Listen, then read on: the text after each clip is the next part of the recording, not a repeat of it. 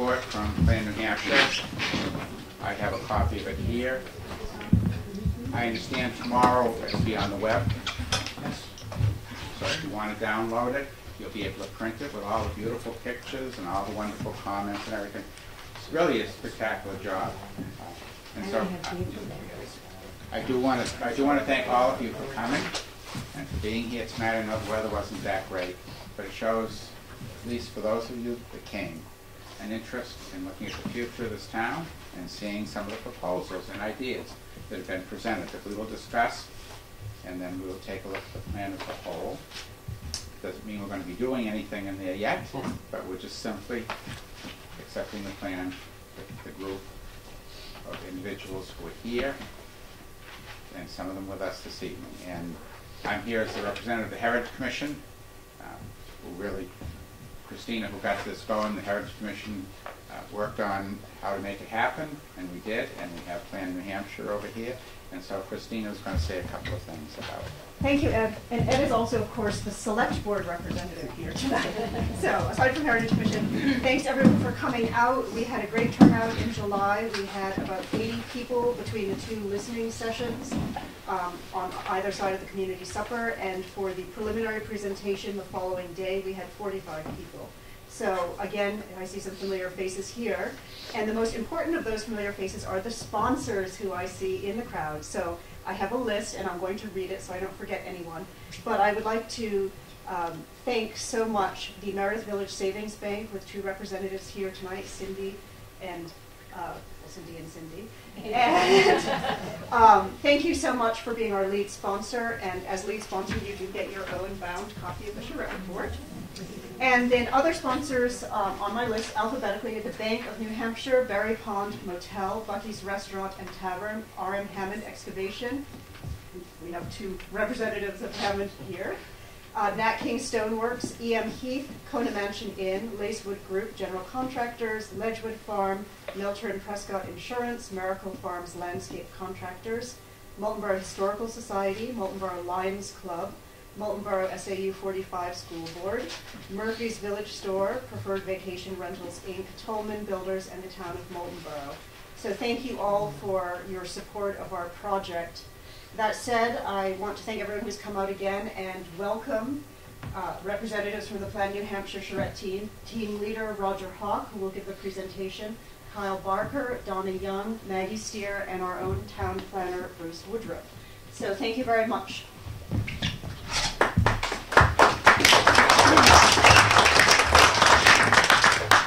Thank you all for coming. This is always the fun part of doing charrettes, because the hard work has been done. Now we're just presenting our recommendations to you, and hopefully you'll all be able to take a look at the full report when it comes up on the website.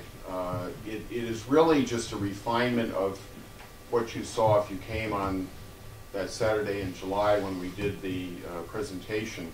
It's a refinement of those graphics, and we filled in some blanks where things were missing, where it didn't necessarily provide good continuity. And hopefully this report reads fairly well. We've spent some time trying to put it together so that it does read well and comes up with some very clear and direct recommendations on what the town should be pursuing and in what sequential order. Just to start off, Plan New Hampshire, to let you know how we ended up here and what our involvement is with the town. Plan New Hampshire is an organization that has been around for, I think, 23 or 4 years now. We are a nonprofit organization. We are the only entity in the state of New Hampshire that is a multidisciplinary professional organization of people that are concerned about the quality and character of the built environment in the state. And because of that, one of our main programs is the Community Design Charrette program. And that is a very something that we have done in now 20. This was the 50th charrette that we've done in the state. We've done 2 more since the one in July, and we've actually touched the lives of almost 30% of the population in the state and about 25% of the land area. So we're getting around the state and trying to explain the value of doing good planning and thinking ahead and getting community discussions going about where you want to go with the future of your community. And that's what this is all about. Our role in Plan New Hampshire in working with you is to listen to what we hear you say, take our professional expertise as planners, architects, landscape architects, designers, historic preservation people, people involved with a variety of other issues that impact the quality of the built environment in this state, and give you back what we would suggest you pursue in achieving your own objectives. Oops, I already did that. Just a little background on charrette. It's a French word. It originated back in the 19th century, I think in Paris, with people who are architects. And literally the history of that word is it's a cart. And what they would do is, as architects were preparing to give their presentations, they would load their drawings and graphics onto a cart, and in some cases they would still be working on them as the cart was rolling down to the presentation room.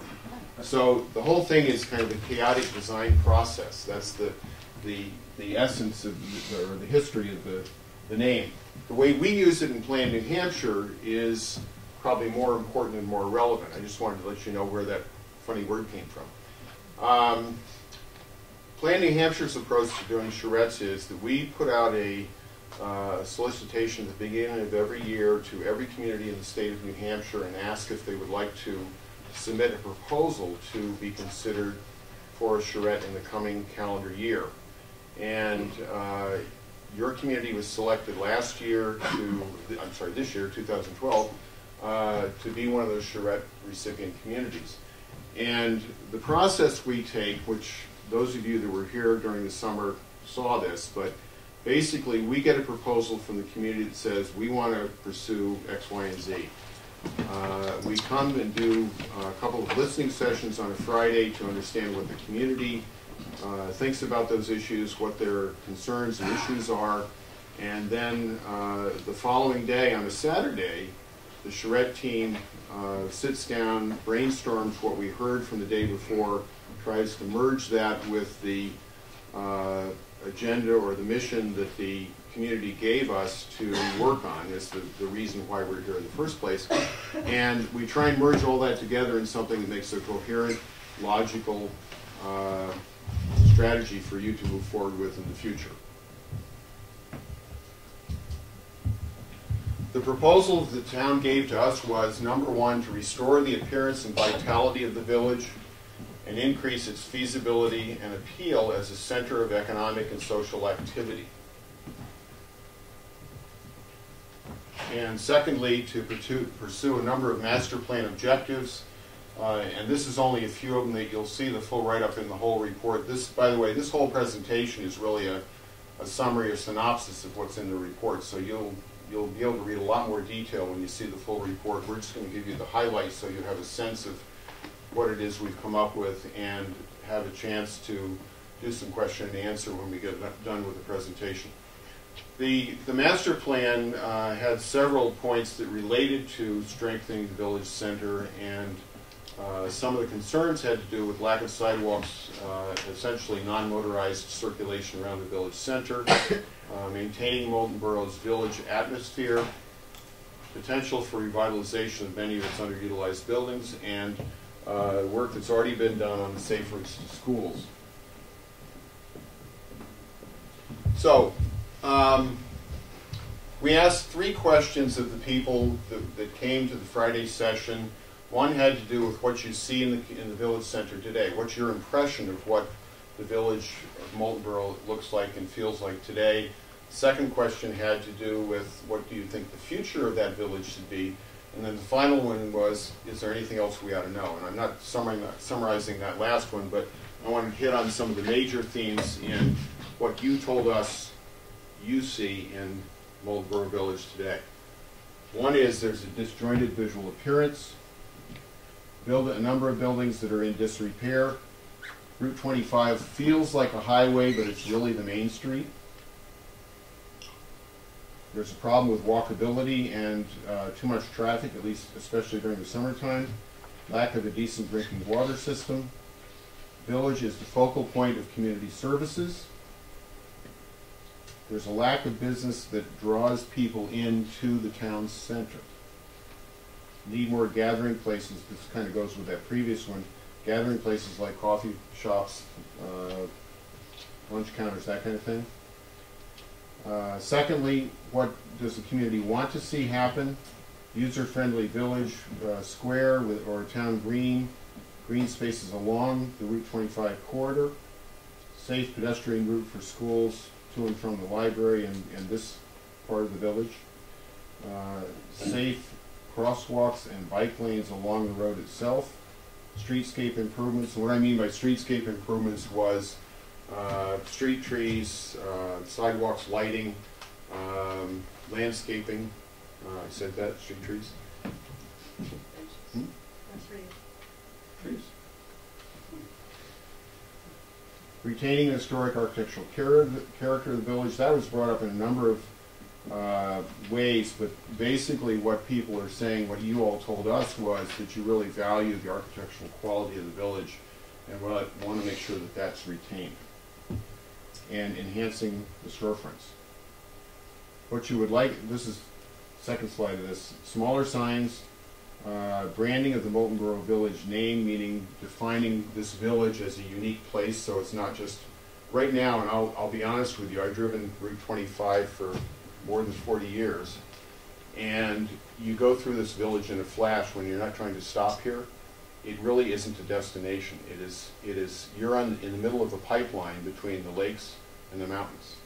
And what I heard this comment about branding the village, that said to me, you want to create an identity so that instead of people like me who just drive down Route 25, you actually have some reason to stop and say, oh, there's a village here. Maybe I can do something.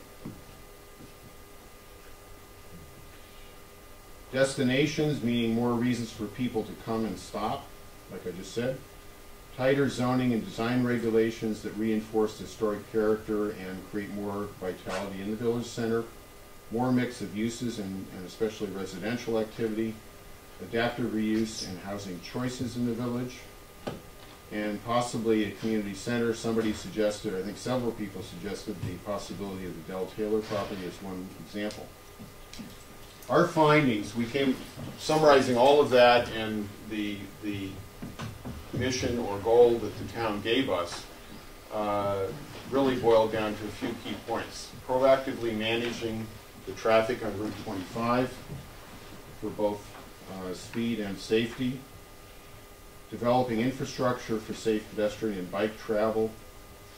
Growing retail, office, and residential activity by doing a number of things, including preserving and fully utilizing all the existing buildings, architecturally compatible expansion of the village along new parallel roads, and a full range of housing opportunities that equates to village vitality. One of the problems that we saw in this village is it's a very small village. And in order for your businesses, offices, retail, shops, all of that kind of thing to flourish, they need more people activity. You need to slow people down on Route 25 to get them to look and see what's here, get them to stop, and also get the people in Moultonborough and the surrounding communities to come here more often for business or social functions. So it's really creating more people activity in the village that will stimulate all that and enable your village to grow and prosper in a way that we heard you wanting to see happen. And then finally, enhancing the visual character. Okay, getting down to specifics. We had several engineers on our team, and I specifically asked and was very fortunate to get the participation of the fellow who's the head of highway design for the New Hampshire Department of Transportation. He was one of our lead engineers on this team. All of these traffic-related improvements that we're going to talk about here and are in the report, he said at the closing session on Saturday, and you need to remember this because you're going to have to negotiate with the New Hampshire Department of Transportation. He said everything that's in this report is quite doable and things that DOT should be comfortable initiating. So don't be afraid by them. They are changes that do a couple of things. They slow cars down, they make it a more pedestrian-oriented corridor, and they can also be done in a way that is visually attractive, enhancing visual character of the community. So the big scheme on this thing is, here's Blake Road, the academy, the elementary school. We're right here in the library, old Route 109, new Route 109, and this is obviously Route 25. So the overall scheme is to say, let's create two gateways. Remember that idea of branding the village center. Create some visual focal point that says you are entering Moultonborough Village. That's what these two blue circles are about. Create an entryway that says as you're driving down this road, you're about to enter some place that's not just a highway. Secondly, doing traffic calming initially on the easterly side in the green. Is doing some traffic calming just to get people from going 50 or 60 miles an hour and slowing them down to 35 or 25 in the village center. So that's kind of a transition zone that's around the pond leading up to the safety building. And on the other side, as you lead into Blake Road, that's your entry, and you need to get people slowed down so that by the time they get to Blake Road, they're already going at 25 or 30 miles an hour, which is what you want them to be doing through the village. And then this black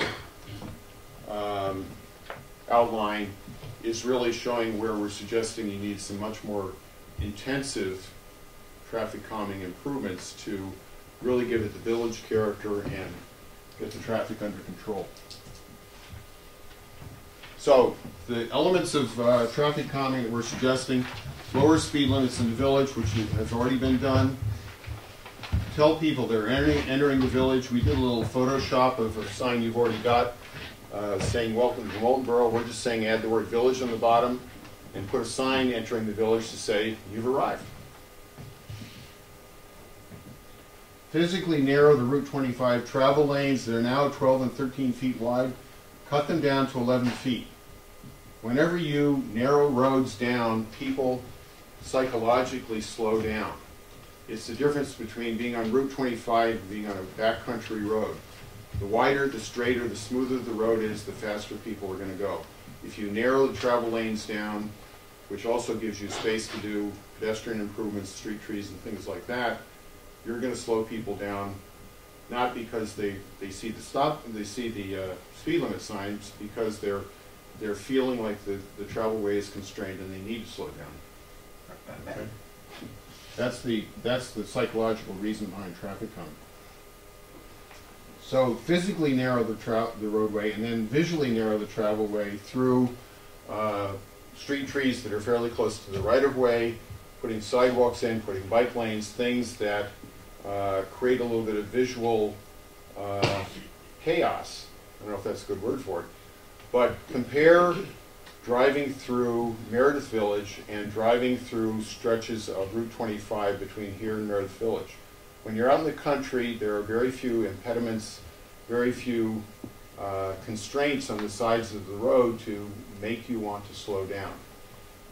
So it's the difference between driving through the countryside and driving through a little bit more developed area that you want to encourage people to slow down for safety as well as to look at what's around them. And this is probably the longest term but most important piece, is working with DOT to design a number of these improvements, including some roundabouts and crosswalks.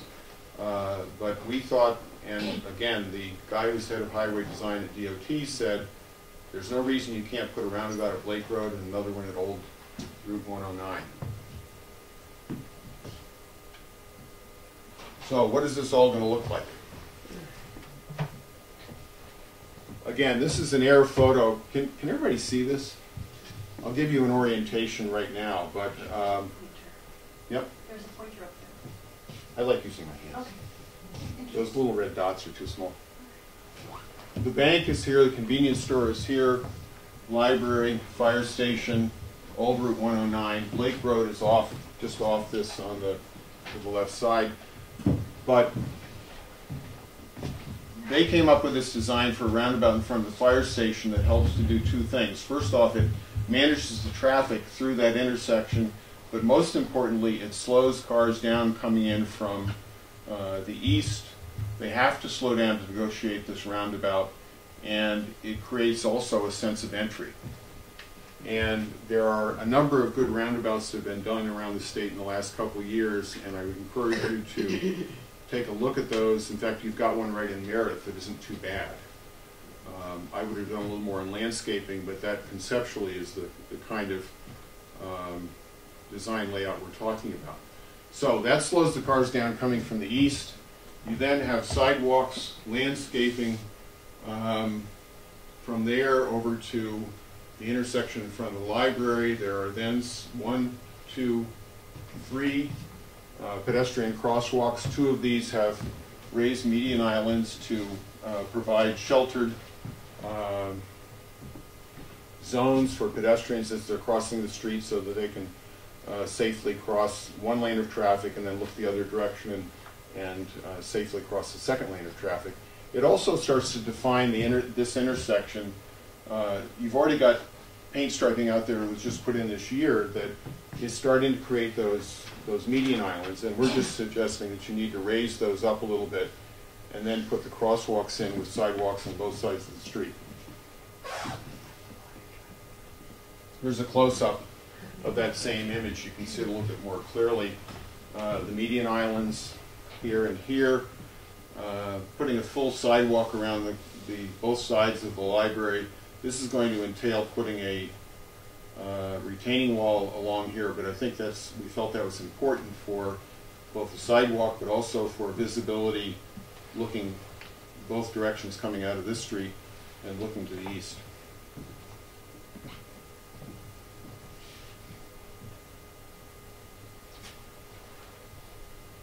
Maggie?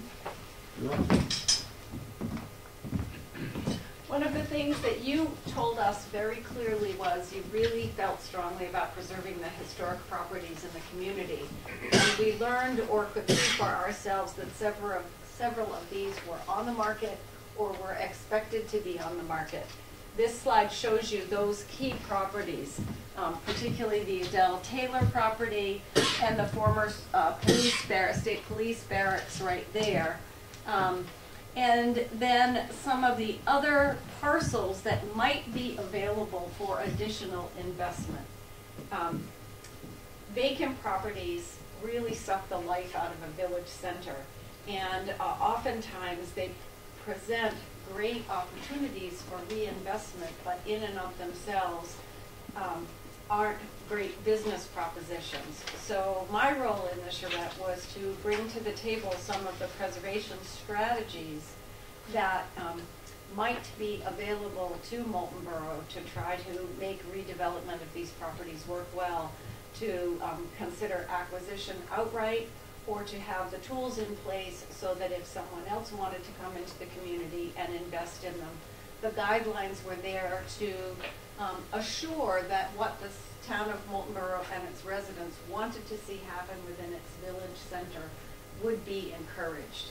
Some of the things that we are looking at for maintaining the quality of the street related to preserving historic character have to do with maintaining the existing rhythm of the streetscape, setbacks, the design of the buildings, that sort of thing. If sidewalks and other elements are introduced that are new, they should be as respectful as possible to the historic buildings that are already there. And encourage the use of tools that are already in place, like the downtown tax incentive, known as RSA 79E, that was passed and adopted by the town several years ago, as well as some possible other things like a demolition review ordinance, so that if somebody wanted to tear down a building, there would be a period of delay after they requested a demolition permit, where the community could have an opportunity to meet with the property owners and discuss alternatives to actually losing a building. The last resort would be moving a building. We like to keep historic buildings in place if at all possible. But as you'll hear more from Roger later, we did think that perhaps one of the solutions to the vacant Grange building here might be to consider putting that in another location as close as possible to where it was originally. And at the time, it was before we had a full report on that building, and our thinking was that it had already been moved once. I think now we are pretty confident that it is in its original location, but at the time we thought it was not.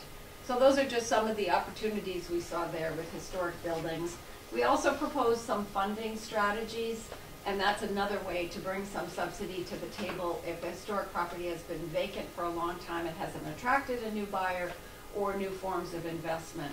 I work for the New Hampshire Preservation Alliance, which is a statewide nonprofit, and we have already been pursuing some of these opportunities with the Heritage Commission and the Historical Society, including a grant for an assessment on the Grange, and now we're looking at additional strategies. So we'll continue to stay involved and help with that.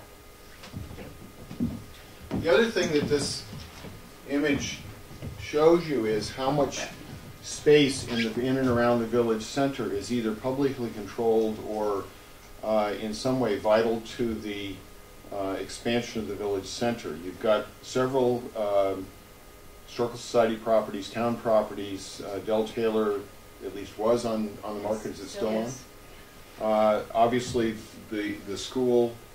And if you look at all these and keep those in mind compared to this next slide, this is where we're getting a little radical, so please don't throw tomatoes at us yet. We have to explain it. One of the things several of the things that you talked about in those early slides about what you want to see happen have to do with improving pedestrian safety, having better traffic access management in the village, and growing the village so that you have more mixed uses, more residential activity, more business activity. And after looking at this and thinking about those images on that the properties on that last slide, it occurred to us that there's a real opportunity here to plan for the long-term development of two parallel roads that are parallel to Route 25. And if you look at that last map, one of those is a large parcel right here that could be developed into something, which, I mean, right now it's pretty much vacant land, but there's an opportunity to access between Blake Road over to, I'm sorry, I forget the name of this road. Holland, okay. Connecting to that and then connecting Blake over to Route 109 using some of the beginnings of the driveway access road into the academy and then cutting across country to connect to old Route 109. And as soon as you do that, you're starting to create the character that villages have, which is blocks of space. It's not just a linear roadway at this point. It becomes, you're starting to develop building blocks that can have residential and business activities happening off of them. So the combination of those things with the connector road here gives you the beginnings of a true village center with the potential for making it much deeper than it is today. Not just a linear corridor, but some serious depth. Kyle, you want to pick up on these? Sure. So what Roger said earlier about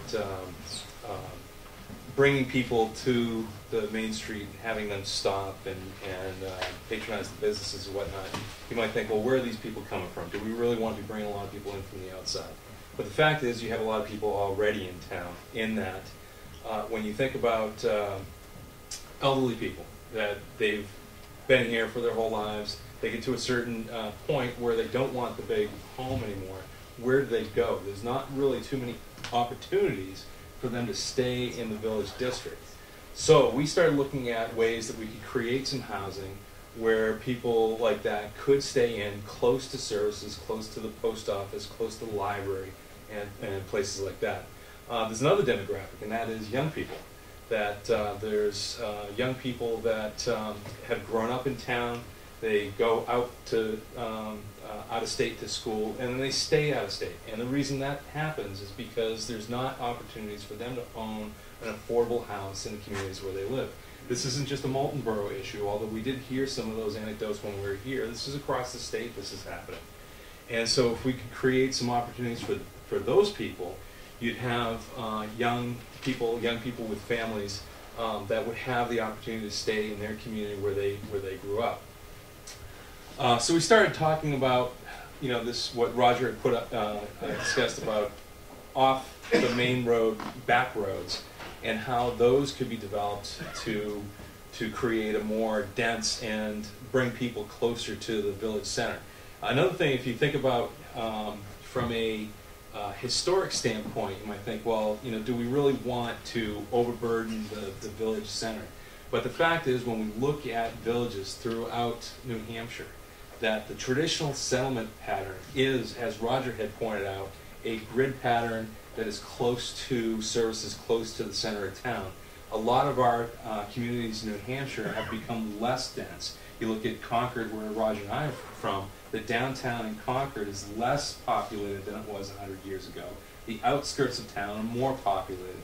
And the surrounding communities like Bow and Hopkinton have a lot more people than they used to. So it's become less dense, but it's not that, but there are a lot of people around.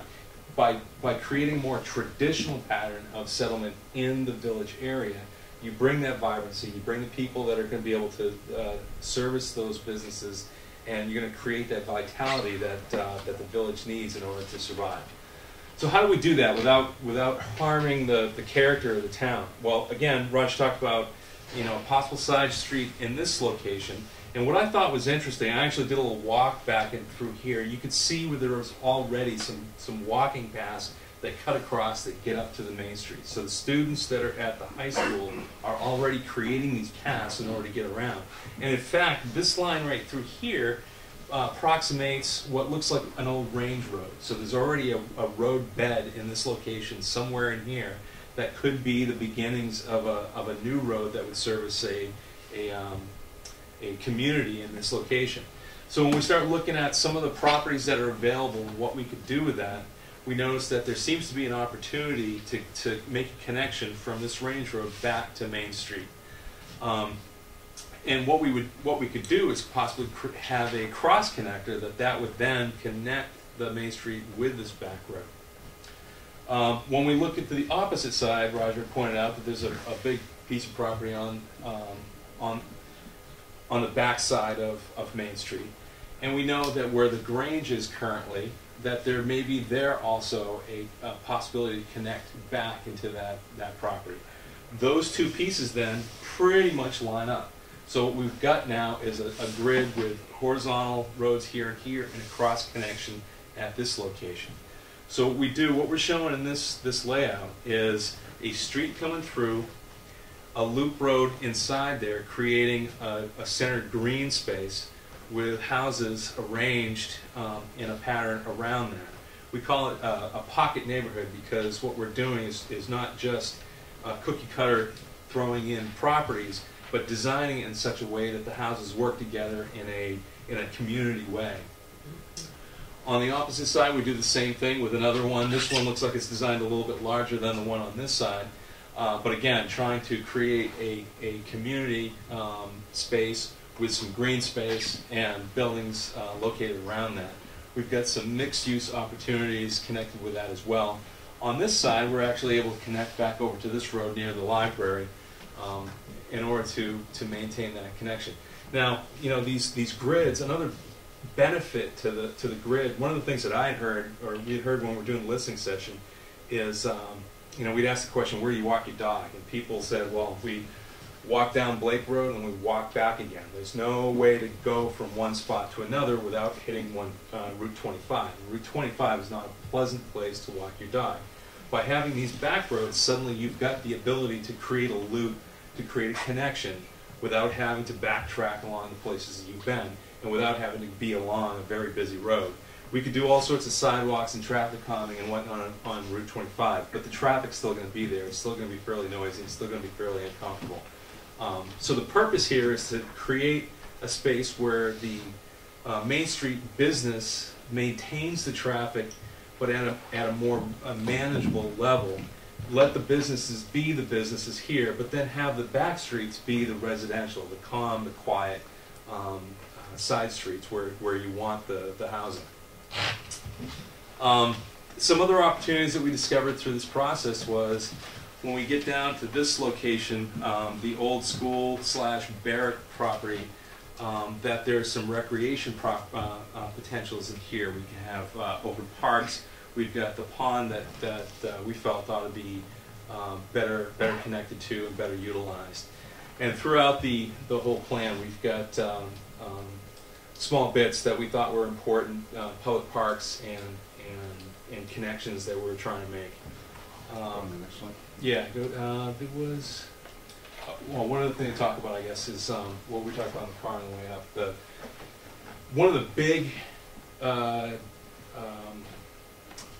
hurdles to get over in order to be able to do any plan like this is municipal services, basically water and sewer. And so without dealing with those two issues, this plan can't happen.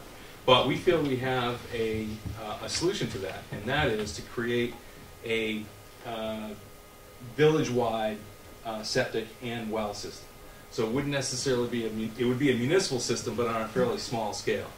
Basically, water on this side of the road, we're hearing from folks during the charrette that the water is not the best quality. This is something that has to get solved now. In this plan to build these neighborhoods, it definitely would have to be solved. What we felt was that there could be on this side of the road somewhere during this planning of this to locate a village-wide water system that would serve not just these developments but also the existing municipal buildings. On the septic side, pretty much the same thing. One of the problems with increasing the density in a village district like this is the septic. If you have to have a 2-acre piece of property in order to have a large enough septic to support the house, you can never get very much density. A traditional settlement from 100, 200 years ago is half-acre, quarter-acre lots, not 2-acre lots. And so you'd never be able to create the density that the village grew up with your current zoning. So in order to get tighter lots, we need to create a village-wide septic. Where we're thinking about these things to happen would be in these village greens that are in these neighborhoods that we're creating. There's a large green space that could handle a village septic for at least that area and probably some neighboring properties as well. You've also got the public parks that we're creating that could do some of the same. So it's not necessarily solved in this plan, but we're trying to create opportunities where those things could be solved. Alternative number 2 is essentially the same issues that the last plan had, but with a different solution to it.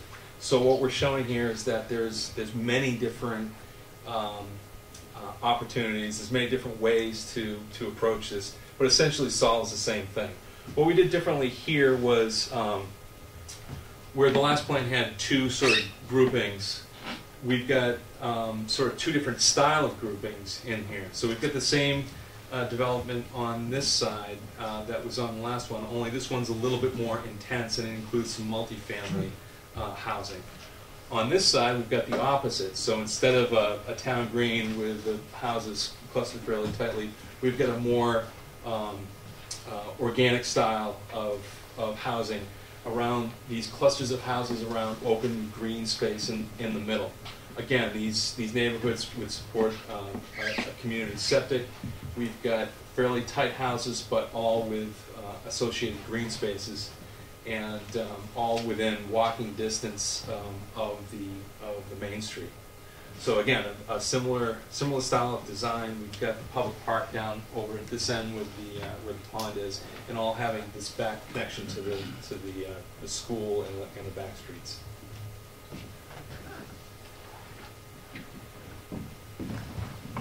This is actually for both you and Don if you want to talk. You want to introduce her? Maybe she can jump in or whatever. Well, yeah. We haven't practiced this. Basically, the whole theory behind these neighborhoods is to create not just a neighborhood of houses, but to create a community. And what this does is it allows for tighter properties by making sure that every building that's built also has public space that it's looking out on. So every house that's in this layout is looking out on a public green. That way the views and the feeling is not one of congestion, but it also supports the connection that people have. So it's on a sidewalk that has a picket fence and some landscaping, and porches are all part of this design. And what all those things allow people to do is to be able to say hi to their neighbor, to be able to get to know their neighbors without being right on top of their neighbors. There's a separation of private, semi-private, and public spaces in each of these designs to allow every person to have what they need without overextending into somebody else's private space. You can see by this graphic that, again, we've got the houses on the street, we've got a separation from the houses to the sidewalk. You've got porches where people can greet others without being outside of their area. And then you've got the public open space, which includes the driveway. This allows for convenience, it allows for openness, and it allows for public spaces where people can interact. What we try to do is on the areas that were in the single-family zones, smaller bungalow-style designs. This is where you might have a street with houses across the street from each other, whereas on this plan where you've got the open space, these are more larger, two-story Victorian-style buildings, and possibly two-family. So trying to keep the balance of size in line with the available space. If you want a good example of these type of designs, basically go to the south end of Concord, or other developments that are 100, 150 years old. This isn't a new and progressive style design. This is actually a very traditional style of design that we feel has as much importance now as it did 100 years ago when it was first developed in this area. I think the other thing, Donna, do you want to say anything? Or? The only thing that I'd have to say is we're finding across the state that, say who you are, Donna Young, nice to see everyone tonight, that housing means a good economy for the local villages and small towns. People want to stay home, they want to shop locally, they want to go to entertainment locally, and in this type of concept, they're getting great housing in a town that they want to do all those things in. The other thing that these images we're trying to convey is the architectural styles can be done so that they're very, very consistent with what you've already got in the village today. And I know that was something you all said very strongly, that you want to see architectural character that is compatible with what you've already got. So these concepts are very much in line with that. There would have to be some design regulations or design guidelines put in place if you wanted to get that exact style, but that's something that's very doable under zoning. A couple quick points on zoning. We looked at the overall zoning regulations along the entirety of Route 25. I'm a planner by training. That's what I do as a consultant when I'm not doing volunteer work for Plan New Hampshire. And I was surprised to see that you have commercial zoning the entire length of Route 25 through Moultonborough, through the entire town. That is not a recipe for success if you want to encourage village centers and commercial compact zones. And what I suggested and what's in the report is that you ought to look at that zoning and create 2 or 3 nodes, 2 or 3 focal points of mixed-use business residential activity, and then downzone some of the spaces in between. I forget what the intersection is called up at Moultonborough Neck Road, but that seems to be a logical commercial center. The village here is another one. I don't know if there's a third, but pick your spots, allow more intensive business and mixed-use activity to take place there, but don't allow the entirety of Route 25 to become a commercial strip. Come down to Loudon Road in Concord, New Hampshire if you want to see what a commercial strip looks like. It's not the best thing. It's clearly not what I heard you guys saying you wanted to see happen in Moultonborough Village or the community of Moultonborough. Strip commercial doesn't make sense. To make it work in the village and to do all the things that we're talking about, including these graphics here, we're suggesting that you widen the zone out. It's now 500 feet either side of Route 25. We're saying you need to broaden that out, so instead of creating a linear pattern, you're creating more of a rectangular or circular pattern around the entire village. So instead of it being 500 feet either side of Route 25, maybe your village center zone should be 800 or 1,000 feet. That's something you need to work out, but I think that's really important to creating the vitality and intensity of uses that we heard you saying you wanted in these graphics try to speak to. Finally, this is the last slide.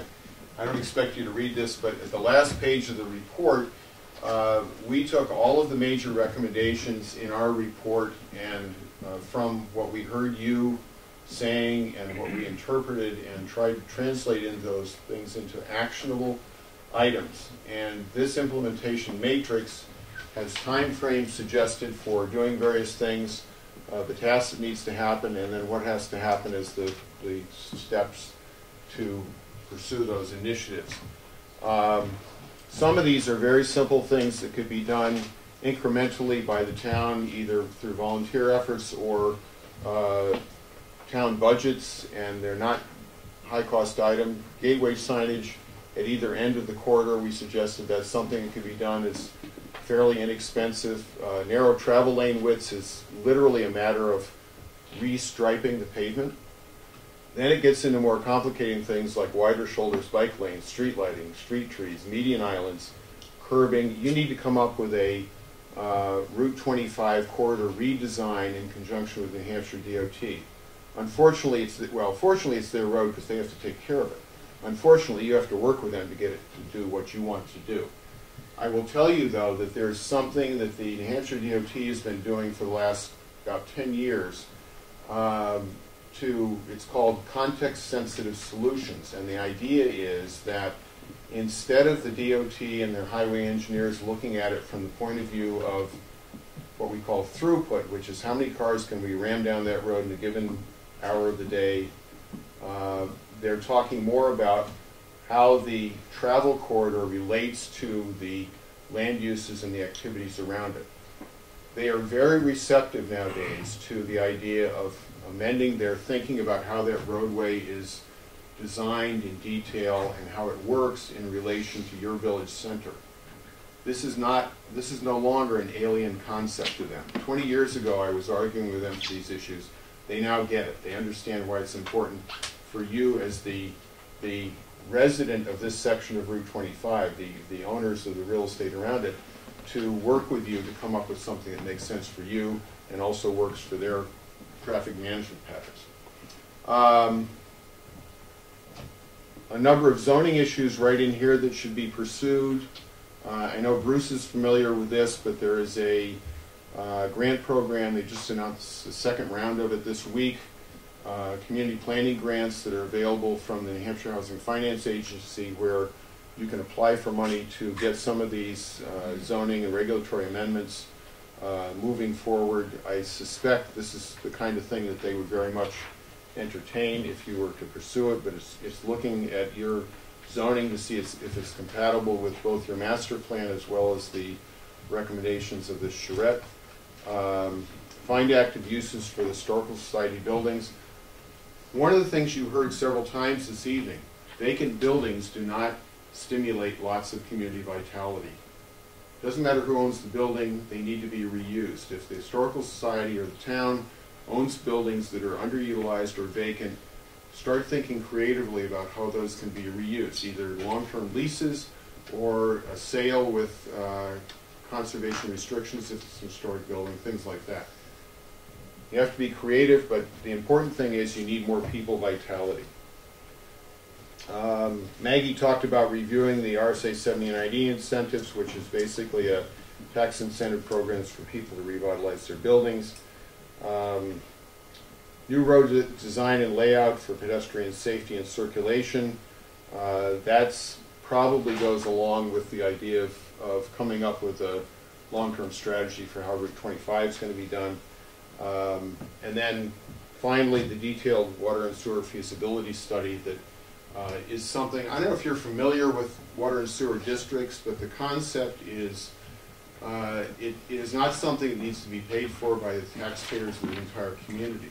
You can create a village district where the people that are receiving the benefit of that water or sewer service pay on a monthly basis for the improvement, and that's how it's paid for, both in terms of capital and operating costs. And the example I would give you is go talk to your neighbors in Center Sandwich. They've had a village sewer district for 25 years now, serving Center Sandwich, and it works very well. That's it. There's a lot more in the report. We just hit the highlights. I've already taken longer than I wanted to. If you want to turn the lights back on, we'd be happy to take questions and share our thoughts with you any further, and most importantly, talk about how you're going to move forward with this. This is not our plan. We were here to listen to what you had to say, give you some ideas from our professional perspective about where you might move forward, but it's really, the impetus is all on you now. This is your community, it's your plan. Hopefully you like what you've seen. If you haven't, discuss it, decide what you need to do differently, and start taking action. Questions? Yes?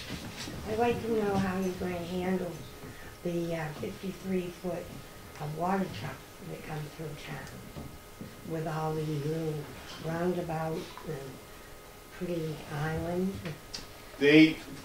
As I said at the beginning, one of the key people on our team is the guy that's the head of highway design for the New Hampshire Department of Transportation. The roundabout that we showed you can accommodate any truck that currently goes down Route 25. Okay, but now you've got an island with trees or flowers or whatever. Yep. How many do you think they'll wipe out? The area. These two islands, this one, I can't remember. This one is already there. It's already been striped out when they repaved this summer. They didn't create a raised island, but there's a set of stripes that creates a divider just east of the country store. Right, but that's West, where we excuse turn me. in. And the concept here is that you put a curved island up here, and the reason you do that is, number one, it creates that visual sense of narrowing the roadway down because you've got a median instead of just 2 lanes of traffic, number one. And Number you can two, add flowers. pardon me? And you can add flowers. And you can add flowers and landscaping. Some communities, remember the old community center where they put the Civil War monument in the middle? You could do that in one of these. Oh, yeah, but I'd be afraid that it would. And the selection of planting materials, trees, or however you treat that, obviously you've got to be conscious of the fact that we love to put road salt on the roads in the wintertime and it kills plants. So we've got to think about the right kinds of plants to install in that location. But the guys at DOT are very comfortable plowing around these things in the wintertime. They're used to it. They didn't used to be, but they are now. Plowing. I'm talking these big trucks. Well, that all is a function of the geometry of the roadway, so that Okay. these curves have to be gradual. The road widths have to be appropriate for trucks. And the roundabouts are large enough that they can accommodate the biggest tractor trailers. Okay, now another thing, in one of these maps, or whatever you call it, you have the range on the other side of the town, on the other side of the road, in front of that grouping of homes and trees. Yep. Yeah, there you go. Now, why are you moving it? Well, this gets back to the question of how do you create a more depth to the village. Okay. That's creating these secondary roads which have two benefits. They give you opportunities for more residential development to create more density in the village center, create more intensity of use, create more people who will then start to want to use businesses. So it's bringing people in so they can live here and be close to each other, be close to the schools and the library and all of that, but also can support the commercial activity that is already existing or could grow along Route 25. So those roadways are there to incentivize that additional development activity. We felt that this cross street was really important because in that previous scheme I just showed you, we had 1, 2, 3 crosswalks of Route 25. Okay. Crossing Route 25 is a serious safety concern both for pedestrians as well as kids trying to go from either of the schools to the library or whatever. And doing it at 3 defined locations and doing it in a way that it's designed so it's very safe is the only way we thought it could happen reasonably. This seemed like a very logical place to have a cross street. The Grange is right here today, and our suggestion was that if you decide to pursue this concept, this seems like the best place to put a cross street. The Grange is the only real impediment to making it happen. So instead of it being here, we suggested it move over to here. Now that's a big move, but we're talking about a long-term scheme here that has big ramifications for what we heard you say you want to see happen in the long run in this community. Okay, so the Lamprey house and to the left of the little trees, little round circle. Where? Right, go back up, right there. That one? Okay. What are you, is that the Lamprey house? It's the gas station. That's the gas station just west of the Grange. So you're going to put it in front of the gas station? Well, it would be, we suggested, and this is, again, these are just concepts.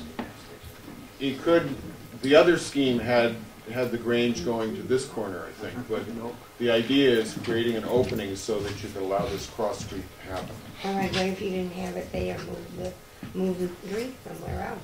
It could. We're just saying it's fairly midway between the library and Lake Road here. Not exactly midway, but it seemed like it was a good spot for it. Okay. On more careful examination, some other location might make more sense. Now, what are you doing about the lagoon? Up here? Is that further up? Are you going to put water up there?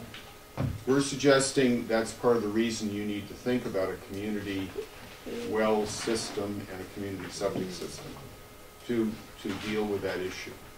Where the well goes, where the septic goes, I'm not sure because that needs some careful engineering study. Really But to address groundwater quality issues, that seems to us the only way you can attack that. And they have trouble with cancer for water someplace? Well, if you had a community well system, it would obviously have to be tested to make sure it's good quality. We're, I'm a trustee of the library, and we can't drink the water. Right. Understood. And we've had it tested and retested and, Right. which is Okay. fine. Other questions, sir?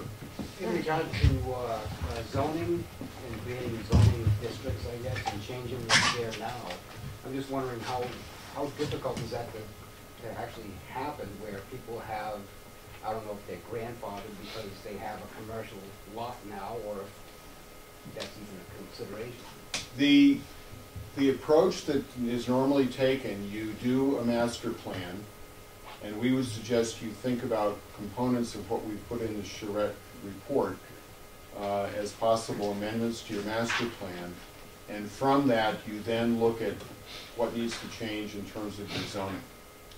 The continuum, the link between the idea of where your community wants to be and the development regulations that enable it to happen is the master planning and visioning process. We've done a little visioning process for the village center.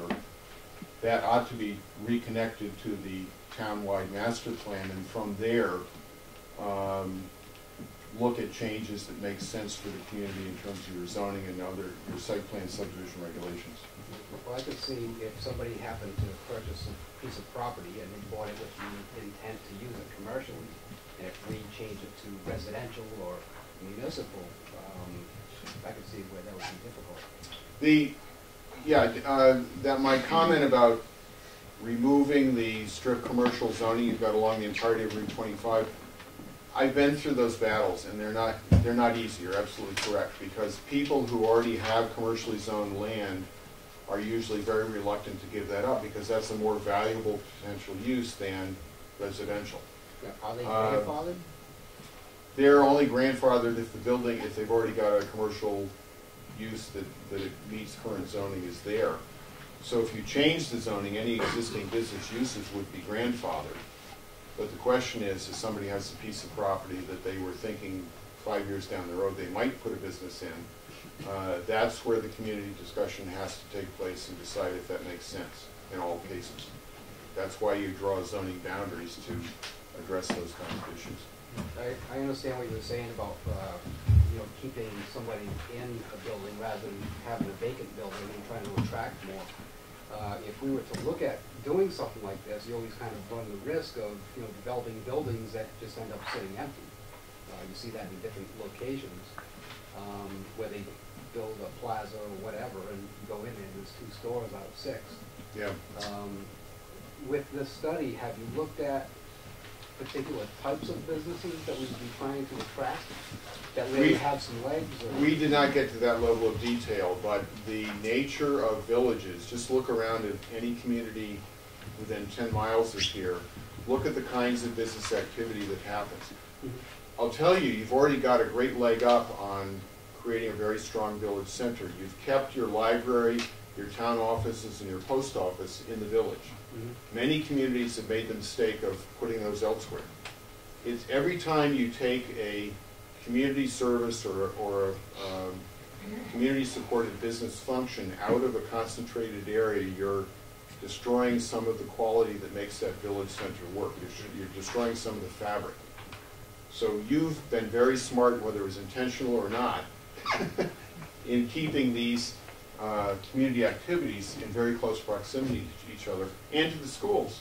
So now all you need to do is generate more residential activity, start finding creative ways to reoccupy some of those vacant buildings. And as those get occupied, think about where it makes sense to allow some more commercial activity that's in scale with the buildings you already have. And one more question. I saw the 2 different concepts that are relatively similar. And I agree with you that you want to limit pedestrians crossing 25. Have you looked at or considered a concept where you would actually go more linear instead of north and south rather than paralleling 25?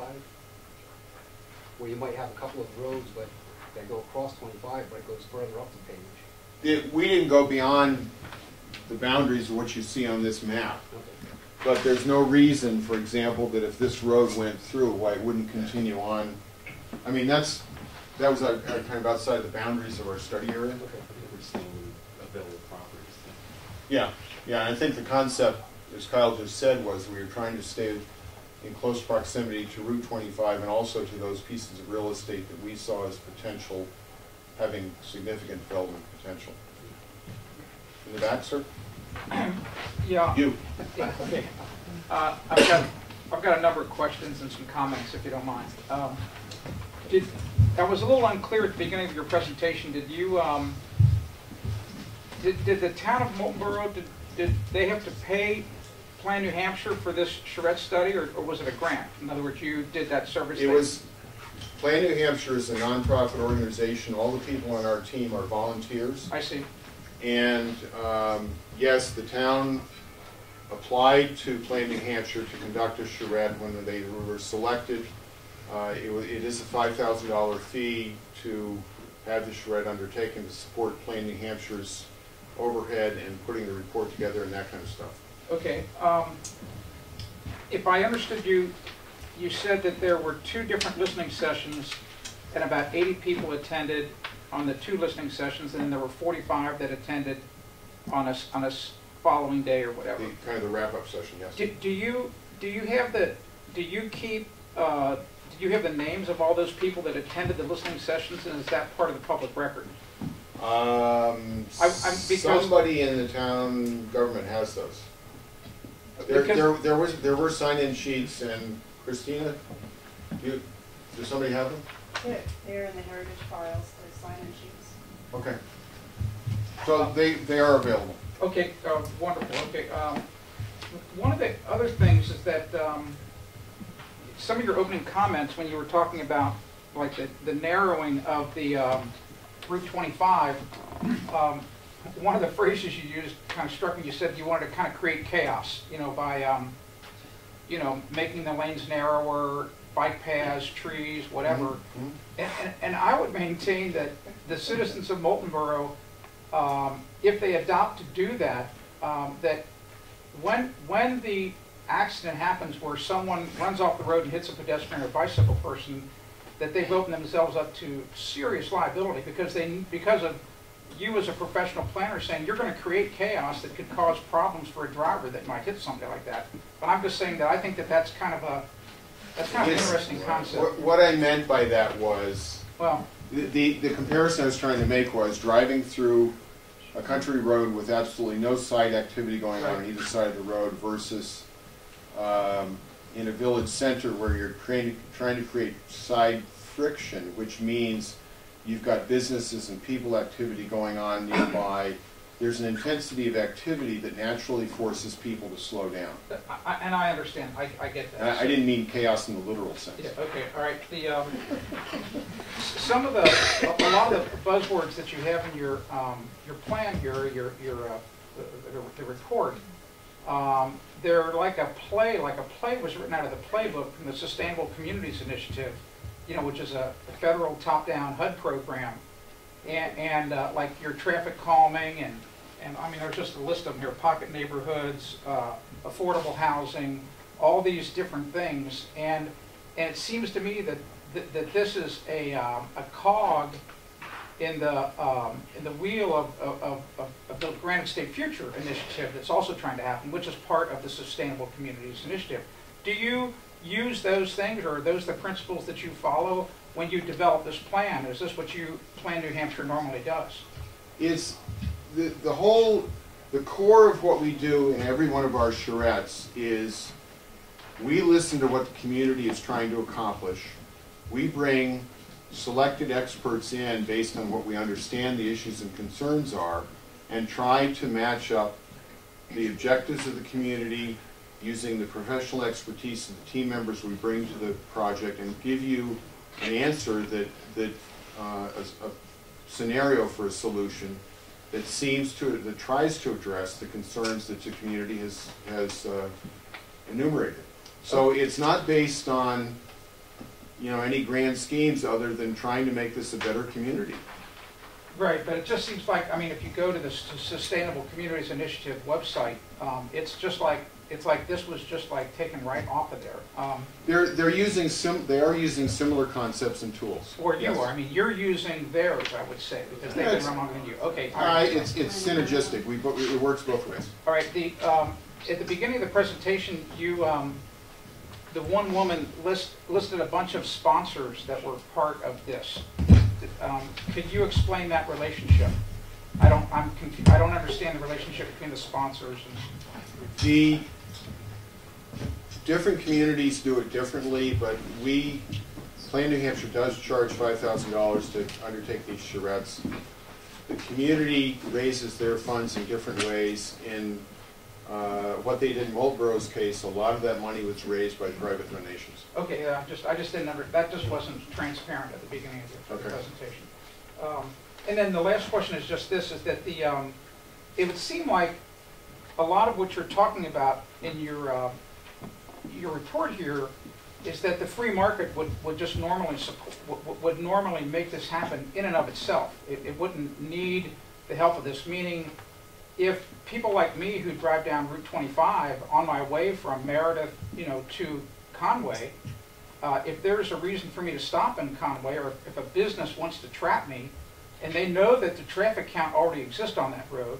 They already know that there's approximately 3,000 people that live in Moultonborough. They're going to open up a business here, meaning the critical mass to support the businesses and all these things that you talk about, that it doesn't exist now. And if you bring that critical mass in, you'll completely change the character of Moultonborough, I would maintain.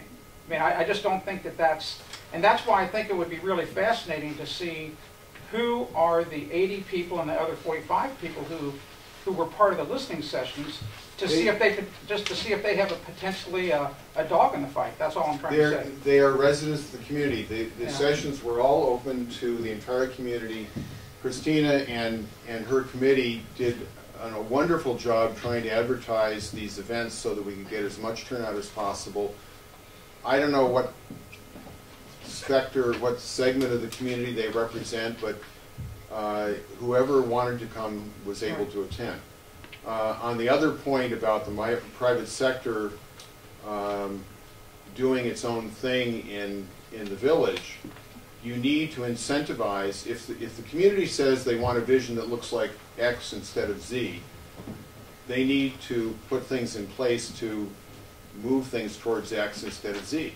Well, I agree with that, but the point So I'm trying to make it's really, it's municipal regulation to achieve the objective of what the community set out to do. No, I understand that, but what I'm trying to say, this is a really course, and I'll be quiet for this. The example I just want to give is that if Hannaford's thought that they could make a profit by opening a grocery store here to serve the citizens of Moultonborough and all of the pass-through traffic that's going from Moultonborough to Conway or points north and east, it would have already happened.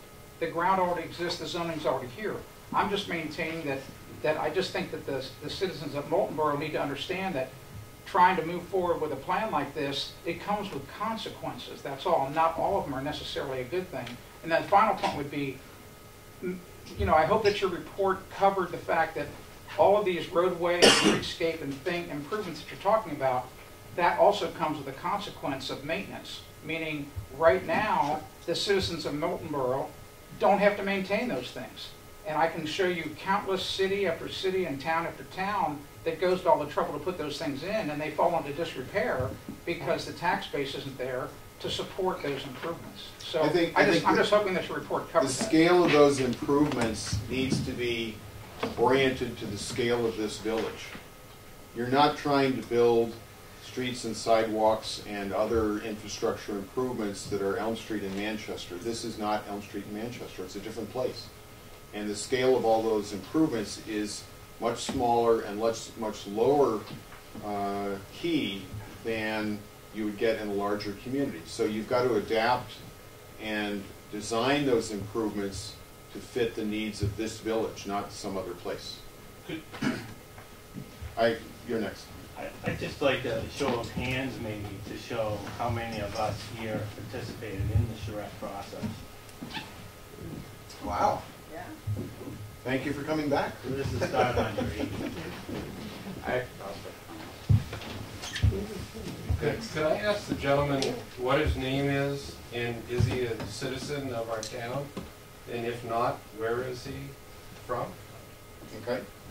You want to share that with us? No. Okay. It doesn't add the conversation. I think the point. No, it does add.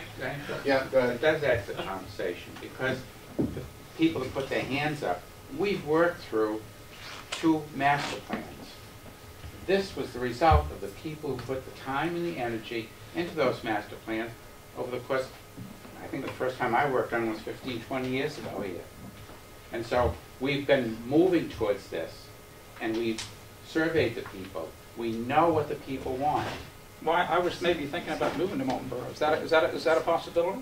You can move anytime you want. Well, that's why I'm here. I'm just trying to say, in other words, I may be interested in this community. Then if it goes the right research. Okay. I am doing my research. That's why I'm here. Are we all set over there? I'll get back to you, ma'am. Thank you. I'm Jane Hammond. My husband and I own R.M. Hammond Excavation, and we own commercial property that is in front of Moultonborough International Airport.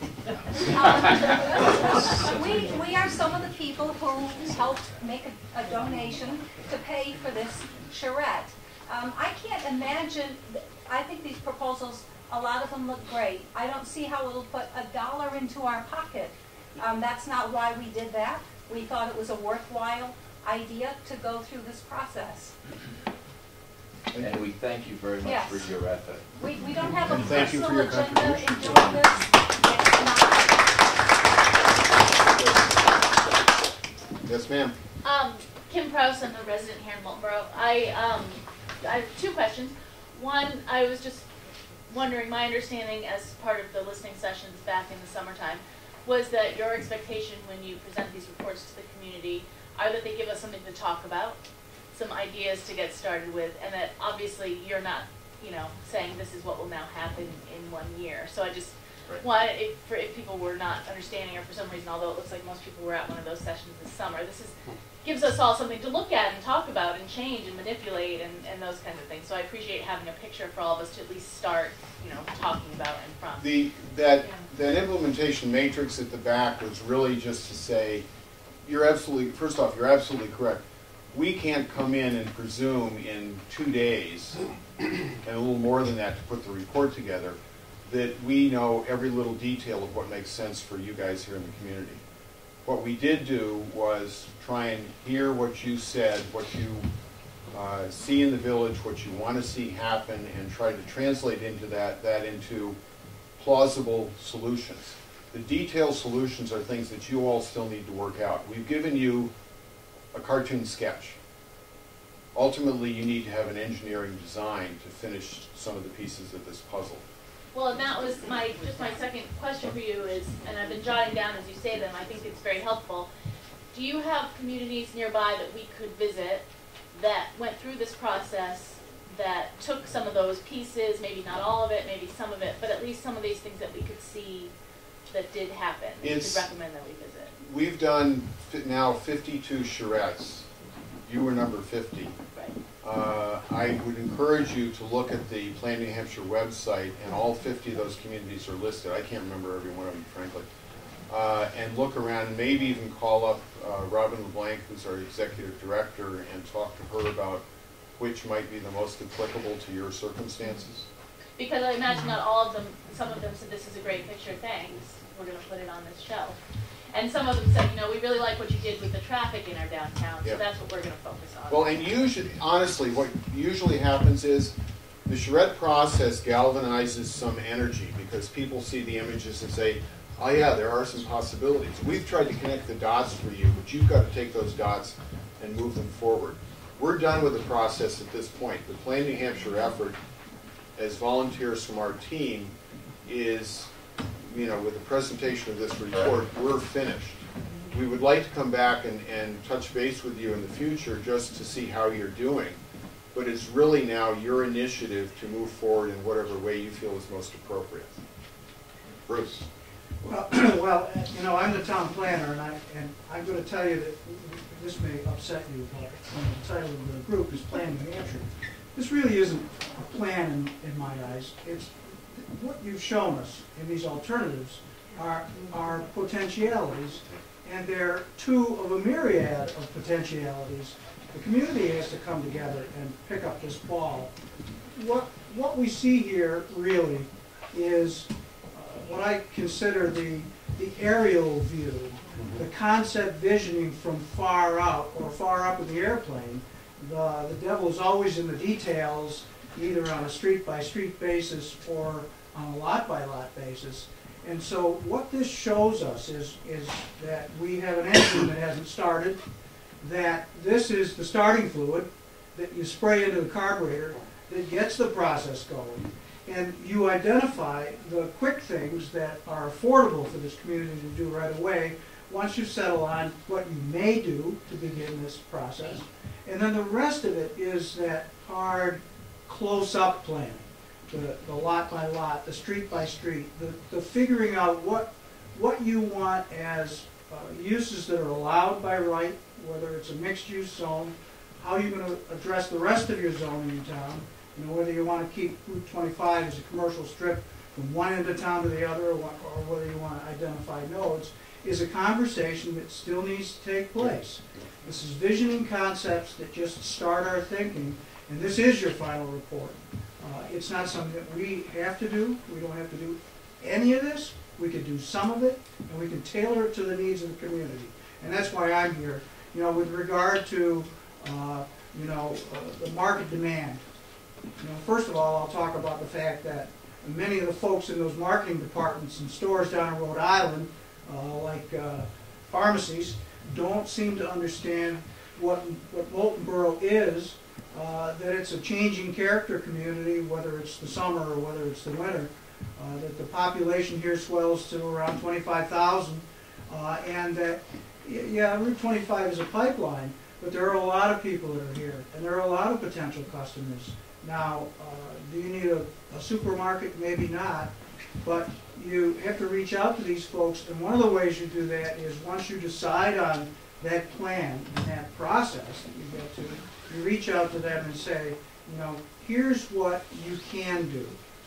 Here's where you can do it, and then leave it up to them. And that's when free market process comes into bear. And I think that's very important. So I probably have 2 or 3 things I'd like to say, but I think I'll shut up now. Well, that was very well said. I mean, you put this very, very well in perspective. I will talk about this idea of small community-based septic systems, that you don't always put it on the town to do.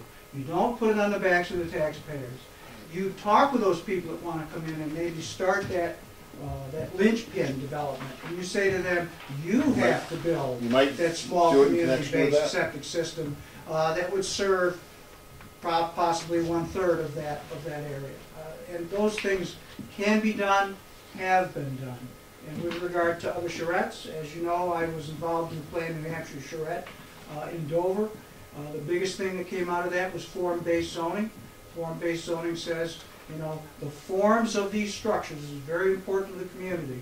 You know, whether it's brick buildings in Dover or whether it's wood-based historical character buildings here in Moultonborough, you say that those forms should not only be continued for adaptive reuse in the existing buildings, but if you build new buildings as on the same lot or on vacant lots next to that, you want to retain the form of those buildings to retain the community's character and heritage. Yep. It's good you have him as a planner. He knows what he's talking about. Any other questions over here? I thought I saw somebody. I have a question. Yep. My name is Rosemary Landry, and I'm normally a very frugal person. And I see my conclusion from all this is monies. Where is the money going to come from? People don't have money nowadays. People are downsizing with everything they have in their home. So now you present these beautiful homes here, but who's going to be able to afford them? Not many people. So why would you bring something like this to a community that really, you know, the people here, you know, where are they going to get the money?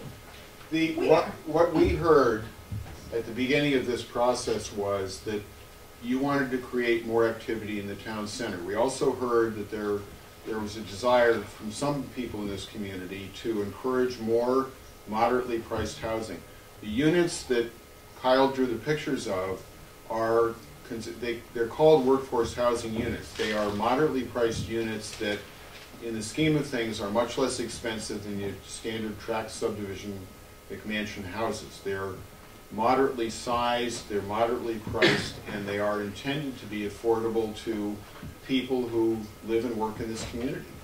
And we don't know exactly what they're priced at because we didn't study the market, but the concept is that you create more density, smaller lot sizes that enables you to build houses less expensively than if you have to be on 1 or 2 or 3 acres of land. Now, the town planner was talking about Dover. I have a friend in Dover, and I have news from people in Dover that your Fork Enterprises LLC charged the town $28,000 for a survey. Now, could you explain that? That has nothing to do. That has nothing to do. No, it doesn't. We want to talk about It doesn't matter. matters. Yes, it In does. this meeting, it matters. I do consulting work all over the state, and if the So do community you wants to hire charge, me, would you come into this community and charge? if it depends on whether the community wanted to hire me. I do consulting work. So there is a lot of money involved in this whole Not- journey. Not necessarily. This is Moultonborough. This is up to the people. What they want to do with this is Now, up I to the need to community. talk. I think you're very rude. And I think you're rude to come here and do I'm not this. rude. I am a concerned citizen. Of Moultonborough? I am a concerned citizen Of Moultonborough. No, I am not of Moultonborough, but that doesn't seem to matter. It does. Because this man is going around to towns, putting in these alternative 1 and 2s, and people Are there cannot any requirements afford that we them. use you if we go forward with any of this here? So I Is think, there any requirement that we use your services if we go It- forward with any? First off, the entire team that was here to work on this, we are all volunteers. We didn't get paid a cent for any of this work. And so why the did work, you get the paid work, in Dover? the work that I did in Dover, the city of Dover put out an ad and said they wanted to hire a planner to do some work. I applied for that. They selected me over 3 other teams that submitted for it, and I got the job and I did the work. You know, and I, you know, And that's the end of the story. not what I heard, but I'm not gonna get into that. But I do want to say that there is more than 80 residents in this town. And I think that the town needs to decide as a whole, not with just a little meeting. The whole town needs to get together, not just a few people. And the steps that need to happen after the town receives this report is the community needs to get together and decide what they want to move forward on. That is correct. And that's all, I agree with and that is that. all I we're think- suggesting. I think that this habitat too that you want to create in this town, Oh, you know, and I really think that your laughter is very rude. Yeah. It's not, it is not habitat. Yeah, what's wrong with affordable I'm housing? laughing at the title you used. Well, you should look on the internet. I'm smart enough to know who strings. Yeah. No, I thank you very much for answering my question, Okay. but I really am taken back by that young man in the back there. Thank you, I am young. Well, you're quite welcome for that compliment. Okay. Any other questions or comments? Yes, sir. Bud Heinrich, Green Space. As we look at this, I think we kind of disregard why most of the people are here. It's the lake. Not necessarily, and as far as retail bricks and mortars, that's passe. Everything comes in, ordered on your computer and delivered by UPS. I would also say that we're a 4-month community. It makes it extremely difficult to support retail operations and the like. I want to point out also that Route 25 is one of the damn few major east-west highways that runs between 2 mountains, and you can't afford to move those mountains. This is remarkably close to a flood plan, and all the financing plans that you've come up with for this, even going to the New Hampshire Housing Finance Authority, going to Granite State Futures, they all go back to HUD. And HUD would require you to sign, us to sign a 1044 agreement or a 1044 sub-agreement, turning over our rights to the federal government, to HUD. They are quite adamant that the plan is a legal document that we'd have to sign. What will it get us? Well, they said it would get us a seat at the table. 3.4 million HUD has donated to the Nashua Planning Board. I believe that you're getting paid out of that to run these charrettes. Because the $5,000, of course, here in town, there was an additional $25,000 in work in kind that you were paid to do this, your organization? No. As I said, the team members, the 12 or 13 people that are on the Charrette team, did this all strictly volunteer. The $5,000 goes to Plan New Hampshire to support the Plan New Hampshire operation, not us individually. It's an admirable group, your Plan New Hampshire. There are roughly 75 people listed on your website. they're all architects, planners, excavators, dirt men, everybody who really stands to get a job out of these activities.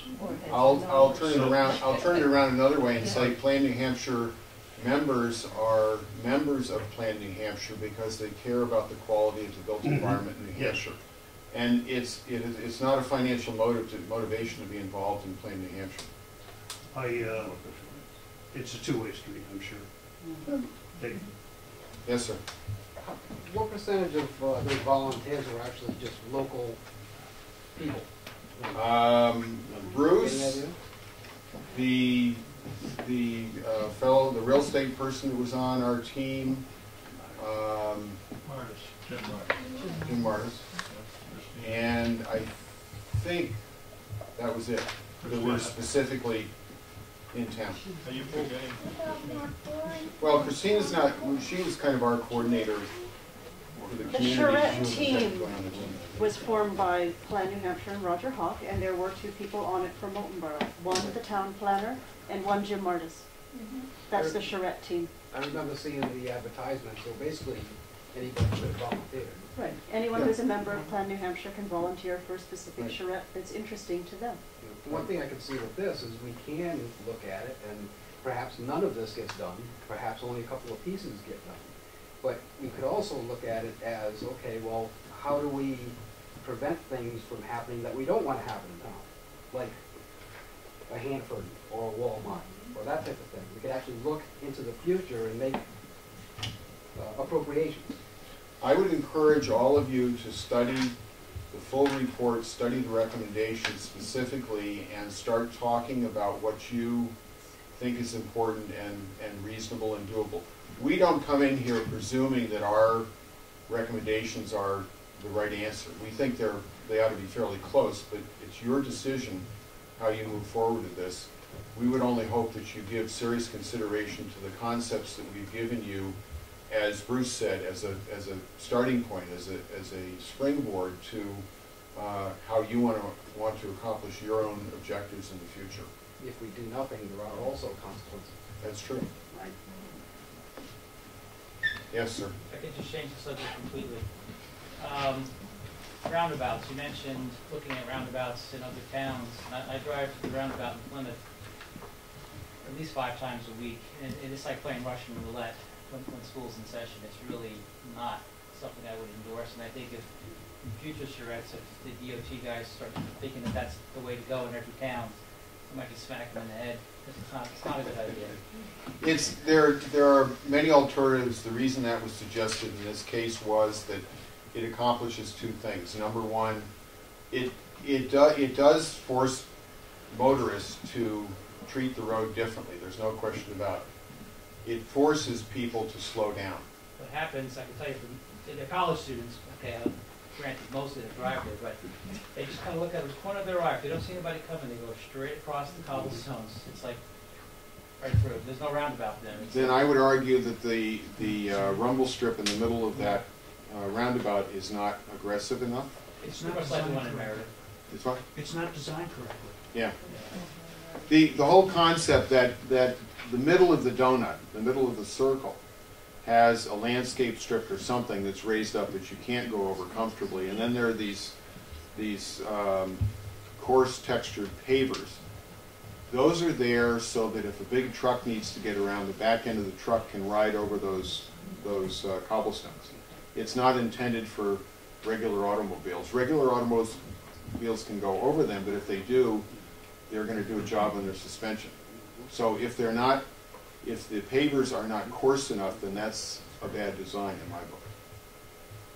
I can give you 5 examples of well-designed roundabouts if you want to talk afterwards. Yes, ma'am. Bruce or Ed, is there a plan for sort of a next step? Or I don't expect everybody to have the plan tonight, but I assume people anticipated that something. Yeah, the Heritage Commission will be looking at it, and then we'll look at some other things. There's many numerous things that this has stimulated going on in the community. So then from here there'll be more sort of Right. public. What do you really want? That's right. I mean, the next step really is for the planning board to discuss this plan and talk about what aspects of the plan they think that they could accept, if not the whole plan, and what they want to do with it. That's a long discussion, I think, that the planning board would have. After that, depending on how much of the plan is accepted and what the planning board thinks the steps would be, and they run the gamut from, you may need to change zoning. We've talked about this in the past. The zoning boundaries, the idea of the soils and slopes-based lot sizes, and even if you have mixed use that's allowed, you still can't have mixed use in a mixed use zone because the lots are could never be big enough.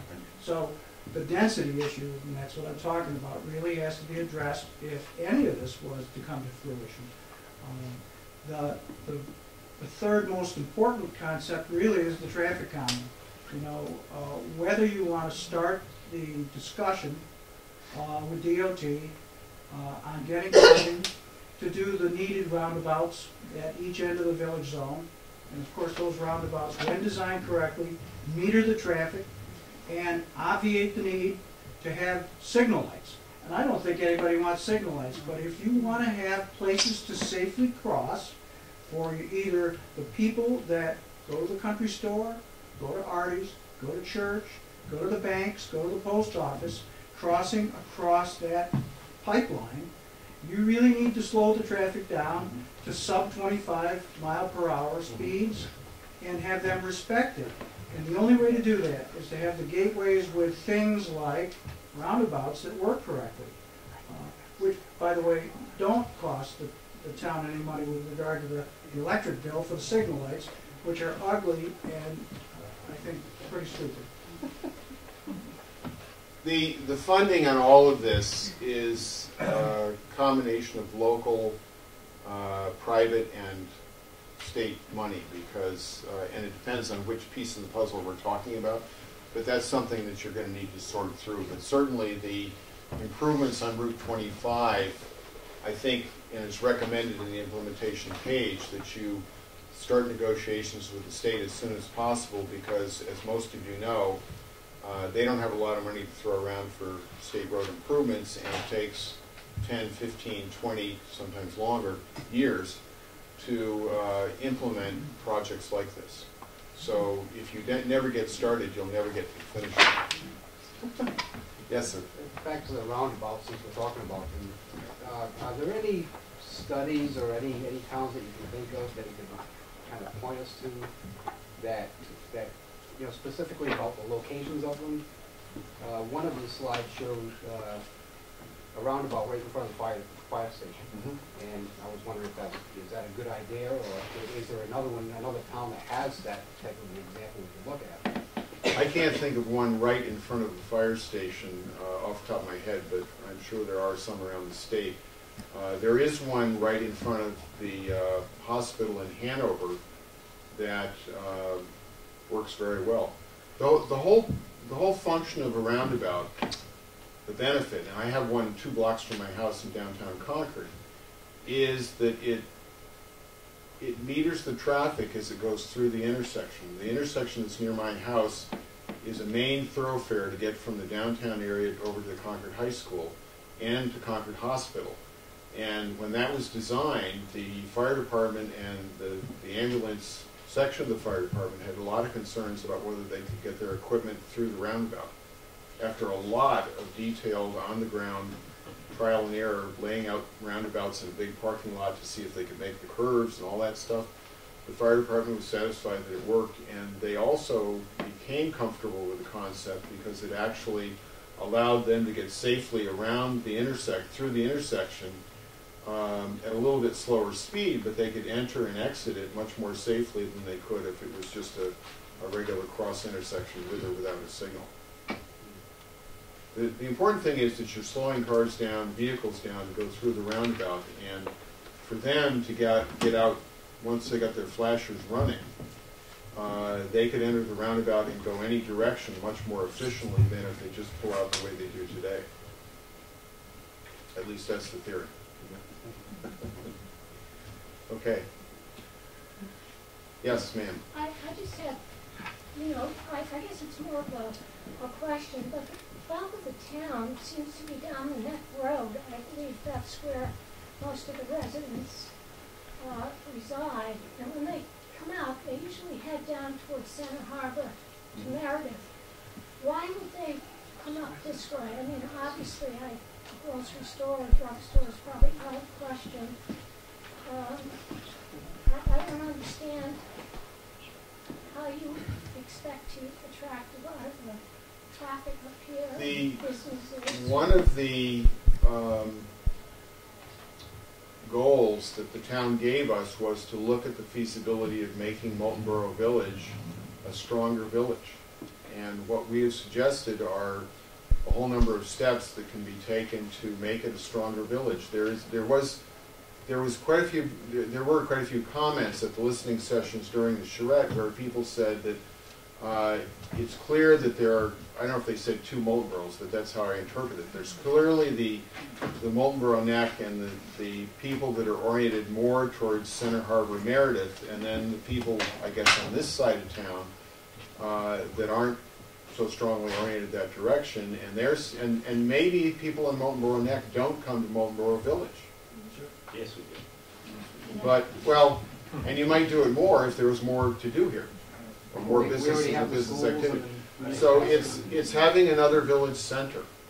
And whether people in different parts of the community choose to use it or not will remain to be seen. Okay. Yes, sir? What kinds of employment opportunities do you see coming out of the redesigned village? And can you give us a rough idea of the income range that you might expect? Employment for businesses that might locate here? Yes.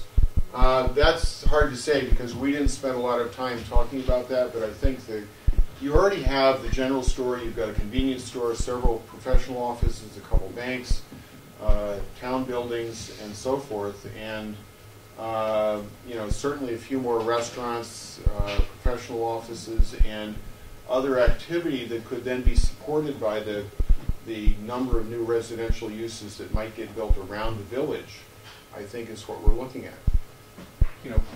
Conversely, if you don't build affordable housing, it could hurt business because without housing that young people that would be serving those businesses to live in, if you don't provide that place for them to live in, you're not going to have the services.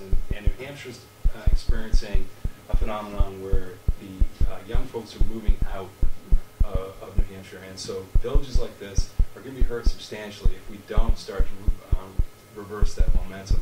Another thing back to, I've been itching kind of all night to talk about the sort of the economics of the neighborhoods that we've designed here, in that there's a lot of benefits in terms of the infrastructure and cost considerations. If you're building a typical 2 or 3 acre development with a cul-de-sac road, that's a lot of pavement per house, whereas if you do the smaller pocket neighborhoods, the amount of pavement is like half. And so when somebody said earlier, can we afford these developments? Well, can you afford not to is what I'd like to ask. That if you continue the current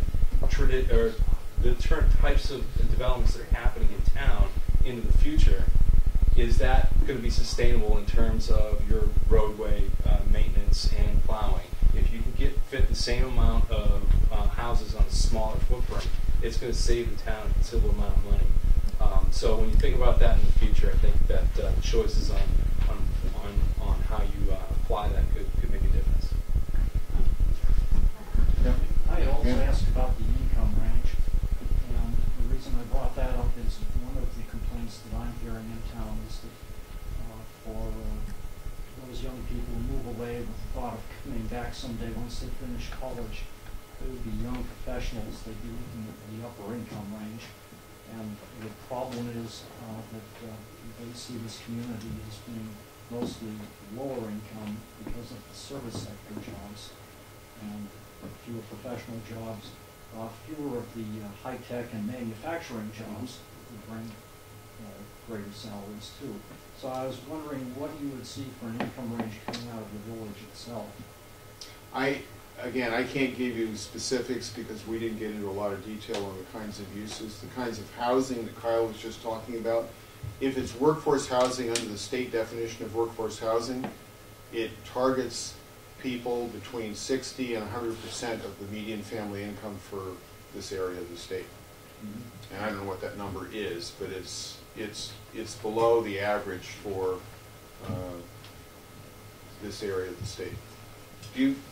Donna, do you know what the median income is? Okay. But I would guess it's probably in the $60,000 to $70,000 range for median income, so it's going to be less than that. The workforce housing units would be priced to make it affordable to the people in that income range. Okay. Yes, ma'am, you had a question? Well, I had sort of the same question. We don't have the jobs around here for people to afford any new housing. I mean, the people that are coming here are people that are living on the lakefront. And the younger people that are growing up here and going to college, they're not staying here because there are no jobs here.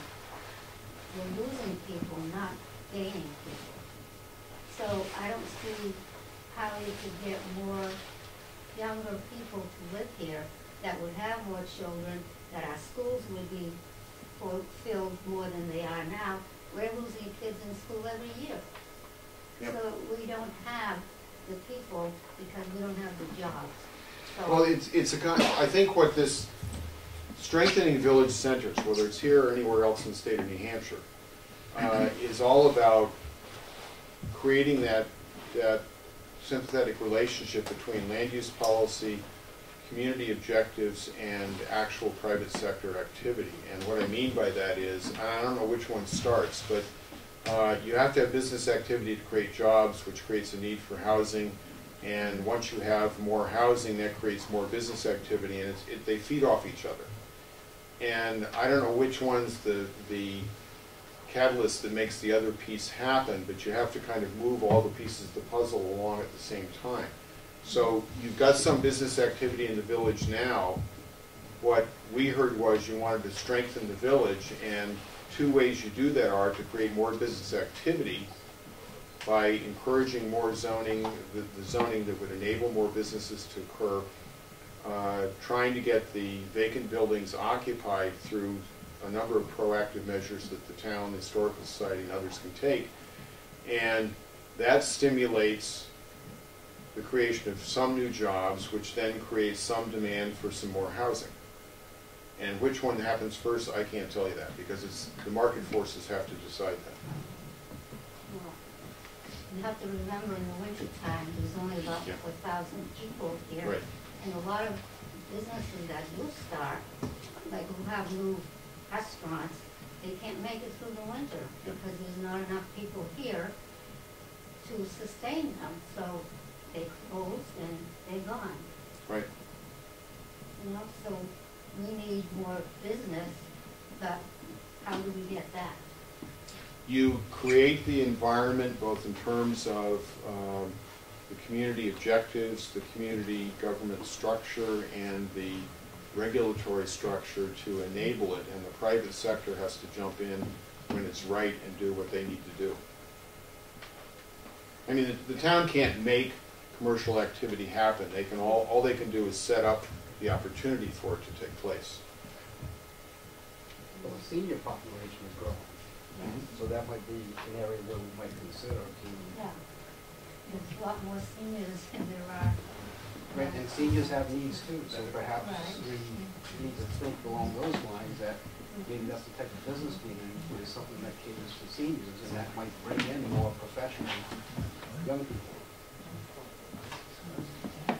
Well, I would like to thank all of you, especially those of you that showed up at the Charrette during the summer, for coming back and listening to what we had to say. I hope some of it at least hit home and rang true for you. It's certainly up to you to decide what you want to do with this, but we'd love to come back in a year and touch base with you and find out what you've done with it. I hope you do something with it. Even if it's nothing, but you at least need to study it, decide if you're going to move forward or backward or sideways. That's your choice. But The point is, we've given you some concepts to play with that we think reacted to what we heard you asking for a vision for the future of this community, and I hope you can take that and move forward on the pieces that you feel are appropriate. Thank you very much. It was a lot of fun.